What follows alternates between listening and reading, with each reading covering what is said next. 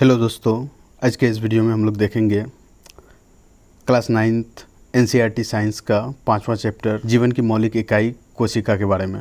ये biology section का पहला चैप्टर है और एनसीईआरटी साइंस का 5वां चैप्टर है क्लास 9th का। तो चलिए इस वीडियो को करते हैं शुरू। हमारा शरीर जो छोटी इकाई से बना हुआ है उसी को कोशिका कहते हैं। कोशिकाओं से जो जीव बने होते हैं वो दो तरह के होते हैं, एक कोशिकीय जीव और बहुकोशिकीय जीव। एक कोशिकीय जीव के अंदर आता है अमीबा और पैरामीशियम। बहुकोशिकीय जीव के अंदर आता है मनुष्य, गाय, कुत्ता, कीट आदि जितने भी जानवर और मनुष्य हैं। सभी सजीव कोशिकाओं के बने होते हैं कि कोशिका के अंदर कौन कौन से पॉइंट को हम लोग पढ़ने वाले हैं। सबसे पहले पढ़ेंगे सेल वॉल यानी कि केशिक के बारे में, उसके बाद सेल मेम्ब्रेन यानी कि कोशिका झिल्ली के बारे में, न्यूक्लियाइड केंद्रकाय, न्यूक्लियस केंद्रक, साइटोप्लाज्म, कोशिका द्रव। कोशिका द्रव के अंदर हम लोग पढ़ेंगे अंतद्रव्यीय जालिका, गाल्जिकाय, लाइसोसोम, माइटोकॉन्ड्रिया, रिक्तिका, पौधे में लवक, जंतुओं में तारककाय। उसके बाद अंतद्रव्यीय जालिका में हम लोग पढ़ेंगे खुरदरी अंतद्रव्य जालिका और चिकनी अंतर्द्रव्य जीविका। पादप कोशिका और जंतु कोशिका में हम लोग डिफरेंस देख लेंगे यानी कि अंतर देख लेंगे। पादप कोशिका में आपका क्लोरोप्लास्ट होता है, रिक्तिका होती है, द्रव पदार्थ का अवशोषण कर सकती है, प्रकाश संश्लेषण द्वारा भोजन का निर्माण होता है, कोशिका भित्ति सेलुलोज की बनी होती है और एनिमल सेल में क्लोरोप्लास्ट नहीं होता है, रिक्तिका नहीं होती है, अधिक मात्रा में द्रव पदार्थ का अवशोषण नहीं हो सकता है, प्रकाश संश्लेषण की क्रिया नहीं होती है, कोशिका भित्ति नहीं होती है, लाइसोसोम पाए जाते हैं एनिमल सेल में। सभी सजीव सूक्ष्म कोशिकाओं से बने होते हैं जिन्हें कोशिका कहते हैं। सभी सजीव की संरचनात्मक और कार्यात्मक इकाई कोशिका होती है। कोशिका के आकार, आकृति व संगठन का अध्ययन साइटोलॉजी के अंतर्गत किया जाता है। सन 1665 में कॉर्क कोशिका में रॉबर्ट हुक ने कोशिका की खोज की थी। सर्वप्रथम निश्चित कोशिका को एंटोनी ल्यूवेनहॉक ने देखा। विभिन्न लक्षणों के आधार पर कोशिका में जीव द्रव सोल जेल स्थिति में होता है। प्रोटोप्लाज्मा के विभिन्न संगठन में जल, आयन, नमक, इसके अतिरिक्त दूसरे कार्बनिक पदार्थ जैसे प्रोटीन, कार्बोहाइड्रेट, वसा, न्यूक्लिक अम्ल व विटामिन आदि होते हैं। कोशिका सिद्धांत का प्रतिपादन जीव वैज्ञानिक स्लीडन ओ स्वान ने किया था, जिसके अनुसार सभी पौधे व जीव कोशिका के बने होते हैं। कोशिका जीवन की मूल इकाई है। सभी कोशिकाएं पूर्व निर्मित कोशिकाओं से पैदा होती है। वायरस कोशिका सिद्धांत का अपवाद है। यहाँ पे आपका कुछ एक कोशिकीय का एग्जाम्पल दिया हुआ है और यहाँ पे बहुकोशिकीय का एग्जाम्पल दिया हुआ है। तो एक कोशिकीय और बहुकोशिकीय के बारे में हम लोग कुछ लक्षण जान लेते हैं। कोशिका संख्या, एक कोशिकीय जीव में एक कोशिका होती है और बहुकोशिकीय जीव में अधिक मात्रा में कोशिकाएं होती है। कार्य के बारे में, कोशिका के सभी कार्य एक कोशिका द्वारा होता है और बहुकोशिकीय जीव में विभिन्न कोशिकाएं विभिन्न प्रकार के कार्य करती है। कार्य का विभाजन एक कोशिकीय जीव में नहीं होता है, लेकिन बहुकोशिकीय में विशेष कोशिकाएं विभिन्न प्रकार के कार्य करती हैं। जनन की बात करें तो जनन एकल कोशिका द्वारा होती है। विशेष कोशिकाएं जनन में भाग लेती है, यानी कि बहुकोशिकीय में अलग अलग कोशिका भाग लेती है। लाइफ की अगर बात करें तो एक कोशिकीय की लाइफ छोटी होती है और बहुकोशिकीय की लाइफ ज़्यादा होती है, यानी कि लंबे होती है। उसके बाद हम लोग बात कर लेते हैं कोशिका के आधार पर अंतर। प्रोकैरियोटिक कोशिकाएं और यूकैरियोटिक कोशिकाएं आकार में बहुत छोटी होती है।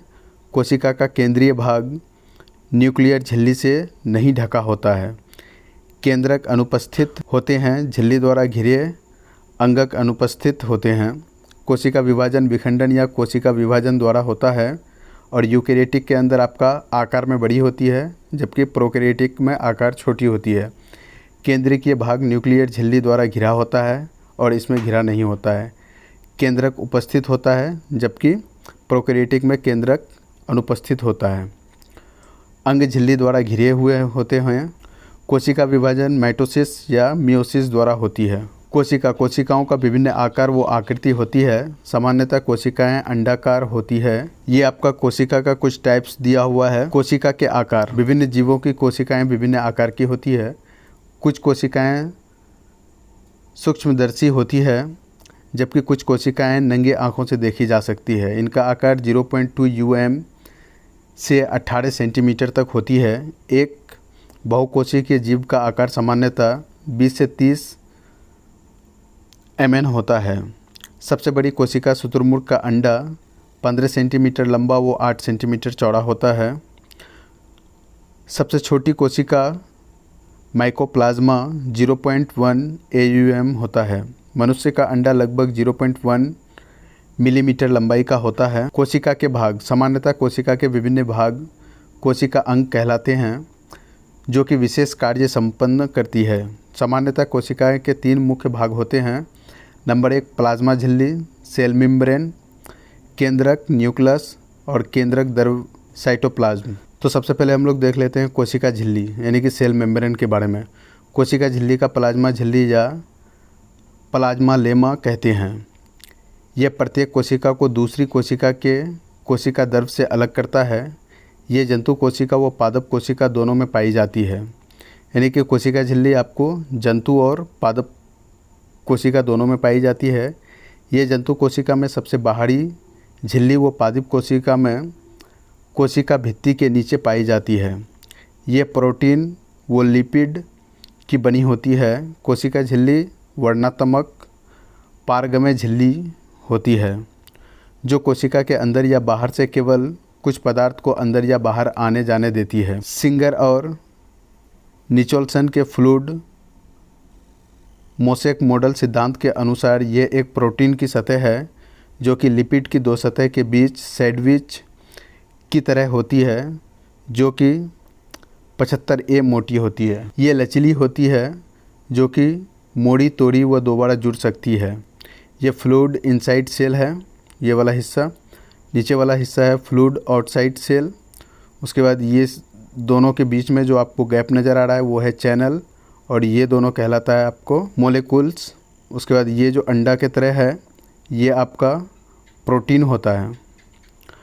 प्लाज्मा झिल्ली के कार्य, ये कोशिका के अंदर वो बाहर अणुओं को आने जाने देती है। ये कोशिका के निश्चित आकार को बनाए रखती है। प्लाज्मा झिल्ली के अंदर वो बाहर अणुओं का आदान प्रदान दोनों प्रकार से होता है, विसरण व प्रासरण। विसरण और प्रासरण में हम लोग डिफरेंस देख लेते हैं। विसरण उच्च सांद्रता से निम्न सांद्रता की ओर स्वतः गमन करता है। वर्णनात्मक झिल्ली द्वारा जल के अणुओं उच्च सांद्रता से निम्न सांद्रता की ओर गमन करता है। ये आपका निम्न से उच्च की ओर गमन करता है और ये उच्च से निम्न की ओर आपका गमन करता है, यानी कि जाता है। ये दोनों पदार्थ की सांद्रता को समान कर देता है। इसमें भी आपका दोनों पदार्थ की सांद्रता को समान कर देता है। ये ठोस, द्रव, गैस तीनों में पाई जाती है, जबकि ये एक द्रव्य माध्यम में ही पाई जाती है। अपनी सांद्रता में अंतर के आधार पर विभिन्न पदार्थ गति करने के लिए स्वतंत्र है, केवल विलायक गति करने के लिए स्वतंत्र विलयन नहीं है। बाह्य प्रासरण, कोशिका के अंदर से विलायक का बाहर गमन करना। अंतः प्रासरण, कोशिका के बाहर से विलायक का अंदर को गमन करना। सांद्रता के अनुसार विलयन के प्रकार। समप्रासरी विलयन, आइसोटोनिक सॉल्यूशन, जब कोशिका के अंदर वो बाहर की सांद्रता समान है तो यह समप्रासरी विलयन कहलाता है। अतिप्रासरण दाबी, यदि कोशिका के अंदर की सांद्रता बाह्य द्रव की सांद्रता से अधिक हो तो कोशिका के अंदर से जल बाहर निकल जाता है, जिससे कोशिका सिकुड़ जाती है। अल्पप्राशन दाबी विलयन, जब कोशिका के बाहर के विलयन की सांद्रता कम होती है तो कोशिका के अंदर अंतःप्रासरण के कारण कोशिका फूल जाती है, वो फट जाती है। उसके बाद है कोशिका भित्ति यानी कि सेल वाल। यह पादप कोशिका की सबसे बाह्य झिल्ली है, जंतु कोशिकाओं में अनुपस्थित होती है, यानी कि जंतु कोशिका में ये नहीं पाई जाती है। ये सख्त, मजबूत, मोटी, संरंध्र अजीवित संरचना है। ये सेलुलोज की बनी होती है। कोशिकाएं मध्य भित्ति द्वारा एक दूसरे से जुड़ी होती है। ये आपका कोशिका सेल का स्ट्रक्चर दिया हुआ है। अब इसके कार्य के बारे में हम लोग देख लेते हैं। कोशिका को संरचना प्रदान करता है, कोशिका को मजबूती प्रदान करता है, ये संरंध्र होती है और विभिन्न अणुओं को आर पार जाने देती है। इसमें मरम्मत करने व पुनर्जनन की क्षमता होती है। उसके बाद हम लोग बात करते हैं केंद्रक यानी कि न्यूक्लियस के बारे में। ये न्यूक्लियस का फिगर है, तो चलिए इसके बारे में पूरी डिटेल्स देख लेते हैं नीचे। ये कोशिका का सबसे महत्वपूर्ण अंग है जो कि कोशिका के सभी क्रियाओं पर नियंत्रण करता है। यानी कि न्यूक्लियस क्या करता है, सभी क्रियाओं पर नियंत्रण करता है, कंट्रोल करता है। ये कोशिका का केंद्र कहलाता है। इसकी खोज 1831 ईस्वी में रॉबर्ट ब्राउन ने की थी। यूकैरियोटिक कोशिकाओं में स्पष्ट केंद्र होता है जबकि प्रोकैरियोटिक कोशिकाओं में प्राथमिक केंद्र होता है। इसके ऊपर की द्वितीय स्तरीय झिल्ली केंद्र झिल्ली कहते हैं। केंद्रक द्रव में केंद्रकाय व क्रोमेटिन धागे होते हैं। क्रोमोसोम या क्रोमेटिन धागे डीएनए के बने होते हैं जो कि आनुवांशिक सूचनाओं को एक पीढ़ी से दूसरी पीढ़ी में जनन के द्वारा भेजते हैं। केंद्रक के कार्य, यह कोशिका की सभी उपापचय क्रियाओं का नियंत्रण करता है। यह आनुवांशिकी सूचनाओं को एक पीढ़ी से दूसरी पीढ़ी तक भेजने में कार्य करता है। कोशिका द्रव्य साइटोप्लाज्म, ये उसका फिगर है। कोशिका वह द्रव है जिसमें सभी कोशिकाएं अंगक पाए जाते हैं, कोशिका द्रव कहलाता है। यहाँ जैविक व कैटाबॉलिक क्रियाएं संपन्न होती है। इसके दो भाग होते हैं। सिस्टोल जलीय द्रव जिसमें विभिन्न प्रोटीन होते हैं। कोशिका अंगक विभिन्न प्रकार के अंगक जो प्लाज्मा झिल्ली द्वारा घिरी होती है। इसके बाद गाल्जी उपकरण, ये पतली झिल्ली युक्त चपटी पुटिकाओं का समूह है जो एक दूसरे के ऊपर समांतर सजी रहती है। इनका आविष्कार कैमिलो गोल्गी ने की थी। ये प्रोकैरियोटिक स्तनधारी आरबीसी व सेप सेल में अनुपस्थित होते हैं। तो ये आपका गाल्जी उपकरण है जिसका खोज कैमिलो गोल्गी ने किया था और इसमें प्रोकैरियोटिक स्तनधारी आरबीसी मौजूद नहीं होते हैं, यानी कि अनुपस्थित होते हैं। अब इसके कार्य के बारे में जान लेते हैं। ये लिपिड बनाने में सहायता करता है। ये मध्य लेमिला बनाने का कार्य करता है। ये स्वभाव से स्रावी होता है। ये मेलेनिन संश्लेषण में सहायता करता है। अंतर्द्रवीय जालिका में संश्लित प्रोटीन व लिपिड का संग्रहण गाल्जी काय में किया जाता है। कुछ पुटिकाओं में एंजाइम बंद किए जाते हैं। ये माइटोकॉन्ड्रिया का फिगर है, तो चलिए माइटोकॉन्ड्रिया का डिटेल्स देख लेते हैं। ये प्रोकैरियोटिक में अनुपस्थित होती है। इसको कोशिका का पावर हाउस भी कहते हैं। ये एक दोहरी झिल्ली वाले होते हैं। बाह्य परत चिकनी व छिद्रित होती है। अंत परत बहुत वलित होती है और क्रिस्टी का निर्माण करते हैं। माइटोकॉन्ड्रिया के कार्य, इसका मुख्य कार्य ऊर्जा को एटीपी के रूप में संचित करना होता है। ये क्रेबस चक्र का मुख्य स्थान है। इसके बाद हम लोग देखते हैं राइबोसोम के बारे में। ये अत्यंत छोटे गोल कण हैं जो जीव द्रव में स्वतंत्र रूप से तैरते या अंतर्द्रवीय जालिकाओं की बाहरी सतह पर चिपके पाए जाते हैं। ये आरएनए व प्रोटीन के बने होते हैं। अंतर्द्रवीय जालिका, ये झिल्ली युक्त नलिकाओं तथा सीट का विशाल तंत्र होता है। इसकी खोज पोर्टर, क्लेड एवं फुलम ने की थी। ये प्रोकैरियोटिक कोशिकाओं व स्तनधारी एरेथ्रोसाइट के अलावा सभी में पाए जाते हैं। चिकनी अंतर्द्रवीय जालिका और खुरदरी अंतर्द्रवीय जालिका में अंतर देख लेते हैं हम लोग। चिकनी अंतर्द्रवीय जालिका, ये झिल्ली व नलिकाओं से बना होता है, जबकि खुरदरी ये सिटर्नी व नलिकाओं का बना होता है। यह स्टेरॉइड, लिपिड व पॉलीसेकेराइड बनाने में मदद करता है। प्रोटीन संश्लेषण में सहायक होता है। राइबोसोम अनुपस्थित होता है और इसमें राइबोसोम उपस्थित होता है। मुख्य कार्य कोशिकाओं द्रव के भागों तथा केंद्रक के मध्य प्रोटीन के परिवहन के लिए नली का सुविधा प्रदान करता है। अंतर्द्रव्यीय जालिका के कार्य। ये केवल ऐसा अंगक है जो कोशिका के अंदर पदार्थों के केंद्रों के बीच परिवहन के लिए नली का सुविधा प्रदान करता है। ये अंगकों के बीच बायोकेमिकल क्रियाओं के लिए स्थान उपलब्ध कराता है। ये वसा, स्टीराइड,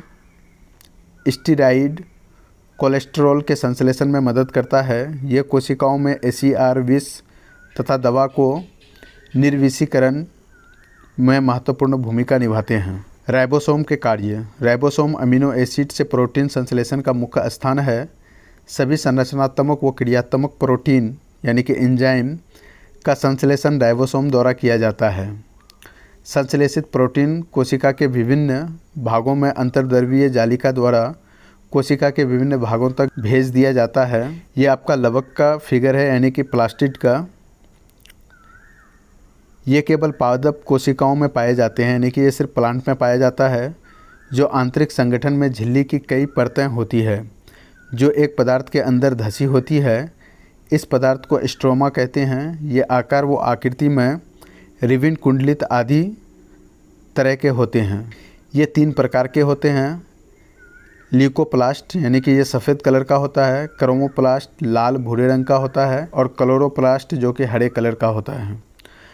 क्लोरोप्लास्ट केवल पादप कोशिका में पाई जाती है, यानी कि सिर्फ प्लांट सेल में पाया जाता है। ये सूर्य की ऊर्जा में प्रकाश संश्लेषण में सहायक होते हैं। क्लोरोप्लास्ट प्रकाश संश्लेषण से भोजन बनाते हैं, इसलिए उन्हें कोशिका की रसोई भी कहते हैं, यानी कि क्लोरोप्लास्ट को कोशिका की रसोई भी कहा जाता है। ये क्लोरोप्लास्ट का फिगर है। उसके बाद हम लोग देख लेते हैं रिक्तिका। ये कोशिका द्रव में झिल्ली द्वारा निश्चित थैली के आकार की संरचना होती है जिन्हें टोनोप्लास्ट कहते हैं। जंतु कोशिका में रिक्तिकाएँ छोटी एवं अधिक पादप कोशिकाओं में एक बड़ी होती है। बड़ी रिक्तिकाएँ कोशिकाओं का 90% भाग घेरे रखती है। कार्य। ये कोशिका के अंदर परासरण दाब का नियंत्रण व पादप कोशिका में अपशिष्ट उपापचयी पदार्थ को इकट्ठा करने का कार्य करती है। लाइसोसोम। गाल्जी उपकरण की कुछ पुटिकाओं में एंजाइम इकट्ठे हो जाते हैं। ये एकल झिल्ली युक्त होती है। इनका कोई निश्चित आकृति या आकार नहीं होती है। ये मुख्यतः जंतु कोशिकाओं में वो कुछ पादप कोशिकाओं में भी पाए जाते हैं। लाइसोसोम का कार्य। इनका मुख्य कार्य कोशिकाओं को साफ करना होता है। उपापचय प्रक्रियाओं में जब कोशिका क्षतिग्रस्त हो जाती है तो लाइसोसोम की पुटिकाएँ फट जाती है और एंजाइम स्रावित हो जाते हैं और अपनी कोशिकाओं को पाचित कर देते हैं। इसलिए लाइसोसोम को कोशिका की आत्मघाती थैली यानी कि सुसाइड बैग भी कहा जाता है। पादप कोशिका और जंतु कोशिका में अंतर। पादप कोशिका प्रकाश संश्लेषण हेतु क्लोरोप्लास्ट होता है और जंतु कोशिका में क्लोरोप्लास्ट नहीं होता है। आकार व आकृति में निश्चित करने के लिए कोशिका भित्ति होती है प्लांट सेल में, और एनिमल सेल में आपका कोशिका भित्ति नहीं होती है। लाइसोसोम नहीं पाया जाता है प्लांट सेल में, लाइसोसोम पाए जाते हैं एनिमल सेल में। कोशिकाएं मुख्यतः चतुर्भुजाकार होता है प्लांट सेल में, कोशिकाओं का भिन्न आकार होता है एनिमल सेल में।